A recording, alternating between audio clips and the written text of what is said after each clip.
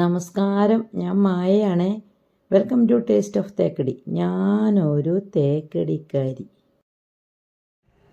ഇന്ന് നമ്മൾ ഉണ്ടാക്കാൻ പോകുന്നത് ചെനച്ച മാങ്ങ കൊണ്ട് ഒരു അടിപൊളി ഡിഷാണ്. അപ്പോൾ ഇപ്പം മാങ്ങയുടെ സമയമാണ്, എല്ലായിടത്തും ഉണ്ടാവും.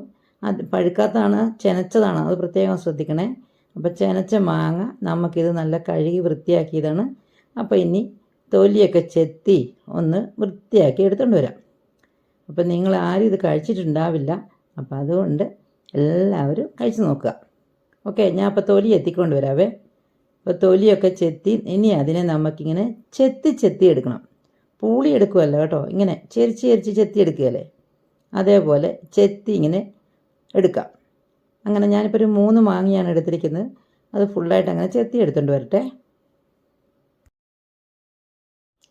ഇതേ എനിക്ക് എൻ്റെ ഒരു ഫ്രണ്ട് പറഞ്ഞു തന്ന, അവരൊരു വീട്ടിൽ ചെന്നപ്പോൾ ഊണിന് കൊടുത്ത കറിയാണ്. അപ്പോൾ അവിടുത്തെ മുത്തശ്ശിയോട് ചോദിച്ച് അവരെൻ്റെ റെസിപ്പി മനസ്സിലാക്കിയതാണ് എങ്ങനെയാണെന്ന്. അപ്പോൾ അതെനിക്ക് പറഞ്ഞു തന്നു. അങ്ങനെയാണ് ഞാൻ ഇത് ഇന്ന് ചെയ്യുന്നത് കേട്ടോ. ഞാൻ ഉണ്ടാക്കി നോക്കിയപ്പോൾ അടിപൊളിയായിരുന്നു. അപ്പോൾ നിങ്ങളെയും കൂടെ കാണിക്കാമെന്ന് വിചാരിച്ചു. അപ്പോൾ നമ്മളുടെ മാങ്ങ മുഴുവൻ നമ്മൾ ചെത്തി എടുത്തിട്ടുണ്ട്. ഇനി അത് ഒരു ചട്ടിയിലോട്ട് മാറ്റാം. ഇത് ഈ മാമ്പഴത്തിൻ്റെ കറി നമ്മൾ ചട്ടിയിൽ തന്നെ വേവിക്കുന്നതാണ് ഏറ്റവും ഉത്തമം. ഇനി ചട്ടി ഇല്ല എന്നുള്ളൊരു സാഹചര്യം ഉണ്ടെങ്കിൽ മാത്രം നിങ്ങൾ ഏതെങ്കിലും പാത്രത്തിലോട്ട് എടുക്കുക. ഇനി അതിന് വേണ്ടിയിട്ട് കുറച്ച് പുളി പിഴിഞ്ഞത്, നമ്മുടെ വാളംപുളി പിഴിഞ്ഞതാണേ. അപ്പോൾ കുറച്ച് പുളി പിഴിഞ്ഞത് ഒഴിച്ച്, പിന്നെ വേണ്ടത് ഉപ്പാണ്. ഉപ്പൊക്കെ നിങ്ങളുടെ നോക്കിയിട്ട് അളവിനനുസരിച്ച് ഇട്ട് കൊടുക്കണം കേട്ടോ. അപ്പോൾ ഉപ്പും കൂടി ഇട്ടതിന് ശേഷം നമുക്കതിലേക്ക് കുറച്ച് മഞ്ഞൾപ്പൊടി, ഒരു 1/4 സ്പൂൺ മഞ്ഞൾപ്പൊടി ഇട്ടിട്ടുണ്ട് ഞാൻ. പിന്നെ 1 സ്പൂൺ മുളക് പൊടി, കുറച്ച് എരിവ് വേണം. അപ്പോൾ 1 സ്പൂണോ 1.5 സ്പൂണോ മുളക് പൊടിയും കൂടി ഇട്ട് കൊടുത്തു.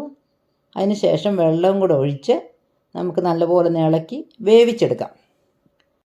വളരെ കുറച്ച് ഇൻഗ്രീഡിയൻസ് കൊണ്ട് തയ്യാറാക്കാവുന്ന, എന്നാൽ നാവിൻ്റെ രസമുകുളങ്ങളെ ശരിക്കും ഉണർത്തുന്ന ഒരു കറിയാണിത് കേട്ടോ. സൂപ്പർ ടേസ്റ്റ് എന്ന് പറഞ്ഞാൽ പോരാ, സൂപ്പർ ടേസ്റ്റാണ്.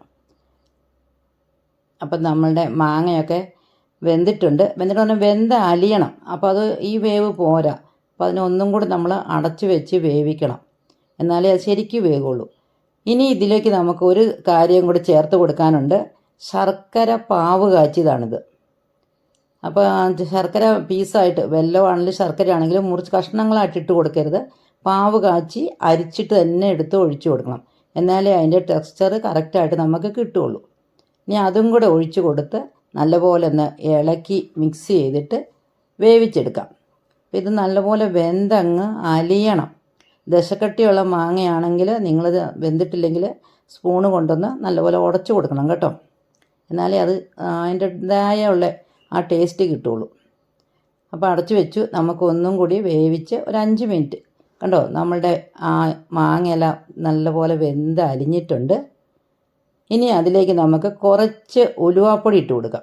ഉലുവാപ്പൊടിയും ഇട്ട് നല്ലപോലെ ഒന്ന് ഇളക്കി മിക്സ് ചെയ്ത് അങ്ങ് ശരിക്കും തീ അങ്ങ് ഓഫാക്കിയാൽ മതി. കാരണം ചട്ടിയിലാണ്, അപ്പോൾ അതുകൊണ്ട് അത് ഇരുന്ന് നല്ലപോലെ ഒന്ന് കുറുകും. അതുകൊണ്ട് തീ ഒത്തിരി കത്തിക്കണ്ട. ഉലുവാപ്പൊടിയും ഇട്ട് നമുക്ക് തീ അങ്ങ് ഓഫാക്കാം. അപ്പോൾ തീ ഓഫാക്കി കഴിഞ്ഞിട്ട് നമുക്ക് ഇനിയും വേണ്ടത് കടുക് വറുത്തിടണം. കടുക് വറുത്താൻ വേണ്ടി കടുക്, പിന്നെ വേണ്ട കുറച്ച് ഉലുവ. നമ്മൾ ഉലുവാപ്പൊടി ഇട്ടിട്ടുണ്ട്, എന്നാലും കുറച്ച് ഒരു നുള്ളു ഉലുവയും കൂടെ കടുക് വറുക്കുമ്പോൾ അതിൻ്റെ കൂടെ ഇടണം കേട്ടോ, മറന്നു പോകരുത്. പിന്നെ നമ്മുടെ കറിവേപ്പിലയും ഉണക്കമുളകും, ഇത്ര സംഭവം മതി. അതും കൂടെ എല്ലാം കൂടി ഇട്ടിട്ട് നല്ല ചൂടാകുമ്പോൾ എടുത്ത് നേരെ നമ്മുടെ കൂട്ടാനിലേക്ക് ഒഴിക്കുക. അപ്പം നമ്മുടെ മാങ്ങാ കറി റെഡി ആയിട്ടുണ്ട്. അപ്പം ഇതിൻ്റെ പേരെന്താണെന്നറിയോ? കേൾക്കാൻ ഇമ്പമുള്ള ഒരു പേരാണ്. എന്താ അറിയോ? മാങ്ങ ഇഞ്ചമ്പുളി എന്നാണ് ആ മുത്തശ്ശി പറഞ്ഞു തന്നത്. മാങ്ങ ഇഞ്ചമ്പുളി വെക്കുക എന്നാണ് പോലും പണ്ട് ആ മുത്തശ്ശിയുടെ അമ്മ ചെയ്ത് കൊടുക്കുമ്പം പറയുന്നത്. അപ്പം നിങ്ങളും ഈ മാങ്ങ ഇഞ്ചമ്പുളി ഒന്ന് വെച്ച് നോക്കണം. അത്രയും ടേസ്റ്റാണ്. ദോശയ്ക്കായാലും ഇടിയപ്പത്തിനോ അപ്പത്തിനോ ചോറിനൊക്കെ കൂട്ടാൻ പറ്റുന്ന അടിപൊളി സംഭവമാണ് നമ്മുടെ മാങ്ങ ഇഞ്ചമ്പുളി. പെട്ടെന്ന് ഉണ്ടാക്കാൻ പറ്റുന്നതും ഏറ്റവും കുറച്ച് ചേരുവകൾ ചേർന്നതുമാണ്, എന്നാലോ രുചിയിൽ കെങ്കേമനാണ്. അതേപോലെ ചപ്പാത്തിക്കായാലോ ബ്രെഡിനായാലോ എന്തിനും കുട്ടികൾക്ക് അങ്ങോട്ട് കൊടുത്താൽ മതി, അവരത് പാത്രം കാലിയാകുന്ന അറിയില്ല. ഇപ്പോൾ മാങ്ങയുടെ സീസണാണ്. വേഗം തന്നെ ഒരു 3-4 മാങ്ങ എടുക്കുക, ഇഞ്ചമ്പുളി ഉണ്ടാക്കുക, കഴിക്കുക. പിന്നെ ഇപ്പോൾ സ്കൂളൊക്കെ തുറന്ന സമയമാണ്, കുട്ടികൾക്ക് ടിഫിനിൽ കൊടുത്തു വിടാനും ഏറ്റവും നല്ലതാണ്. കാരണം മധുരമൊക്കെ ഉള്ളതുകൊണ്ട് കുട്ടികൾക്കും ഇഷ്ടപ്പെടും.